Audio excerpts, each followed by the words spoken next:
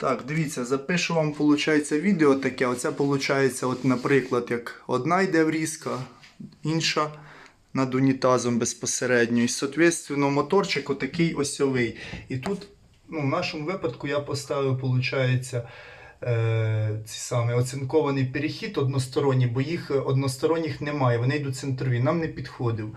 І, соответственно, вентилятор ось цей, він обов'язково має зніматися, тобто до нього підводиться живлення, ми навіть проклеїли спеціальною лентою герметичною, тобто він не засаморізаний, бо якщо його засаморізати, вставити туди, то його потім просто звідти, ну, якось з м'ясом виривати.